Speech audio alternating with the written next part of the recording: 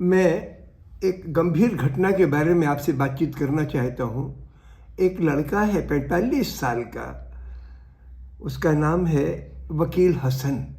ये वो आदमी है रेट माइनर जिसने और उनके एक साथी ने मिलकर 28 नवंबर को हिमालय पहाड़ की एक गुफा में उत्तराखंड में जो 41 लोग ट्रैप हो गए थे, सड़क बन रही थी, टनल बन रही थी, उसमें ट्रैप हो गए थे, उनको निकाला अपनी जान की बाजी लगाकर। कल मैं उससे मिलने गया क्योंकि 28 फरवरी को उसका घर तोड़ दिया बुलडोजर चला के दिल्ली के डीडीए ने, यानी सरकार ने, सेंट्रल गवर्नमेंट ने। जिस शख्स का मर्तबा 1965 में अब्दुल हमीद के टक्कर का बनता है, 1965 में अब्दुल हमीद ने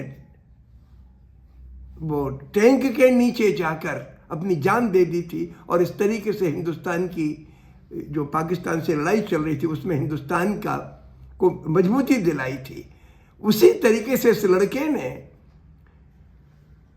अपनी जान की बाजी लगाकर लगभग 27 घंटों में उन लोगों को 45 मीटर टनल खोदकर बाहर निकाला और उसके साथ ये सलूक कि उसके घर को ये कह के कि ये अनऑथराइज्ड कंस्ट्रक्शन है, उसको मिटा दिया।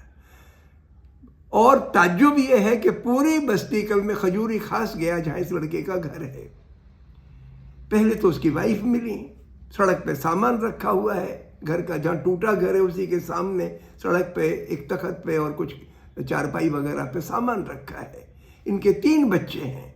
बड़ा बेटा 17 साल के करीब होगी उम्र उसकी, वो वेल्डिंग सीख रहा है। बेटी है 10वीं में पढ़ती है।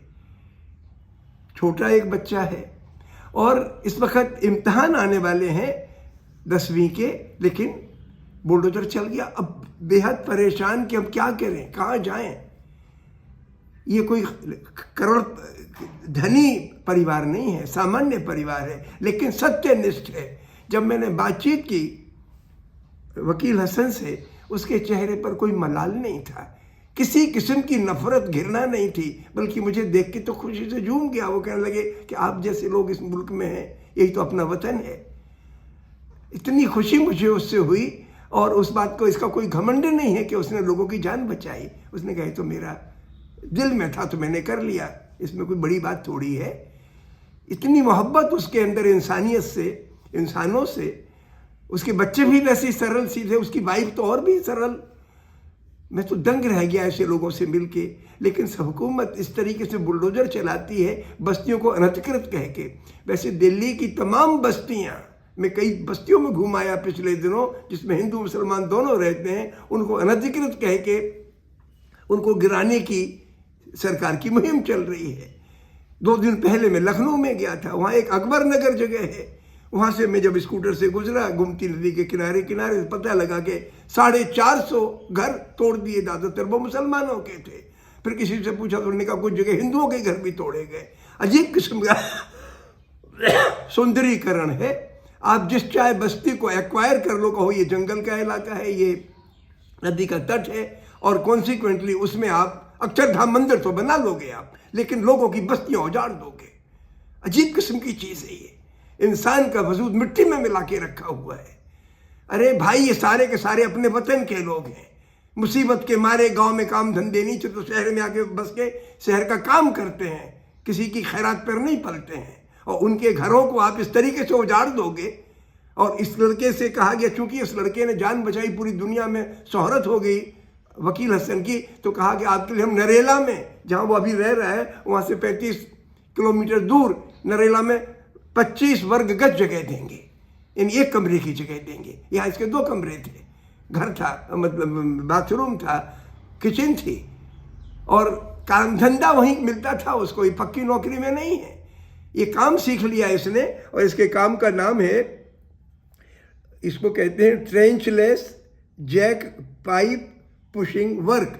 यानी कहीं पर अगर आपको पाइप डालना है जमीन में, बगैर जमीन को खोदे, कहीं गड्ढा कर लो, उसमें से पाइप को अंदर ही अंदर आगे बढ़ाना है, उसको किस्म का काम करता है, जान की बाजी लगा के काम करता है, लेकिन पक्का काम नहीं है। जब कहीं काम मिल जाता है तो अपने 2-4 लोगों को लेके वो काम करता है खुद। तो इस तरीके का वो आदमी है। ये लोग हिंदुस्तान की रूह हैं।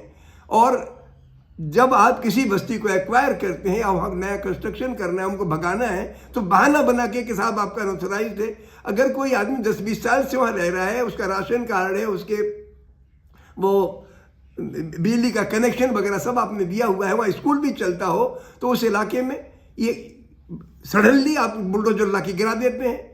बुलडोजर हिंदुस्तान की जड़ों पर हमला है।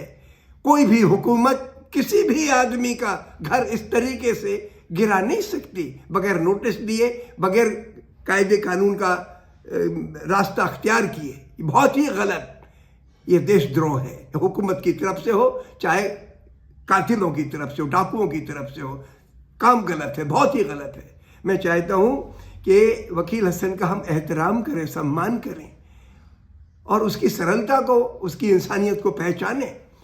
ऐसे तमाम लोग इस मुल्क में हैं जो ईमान की रोटी खाते हैं और मुल्क को बना रहे हैं। उनके साथ इस तरीके की कार्रवाई हरगिज़ ना हो। बहुत बहुत शुक्रिया।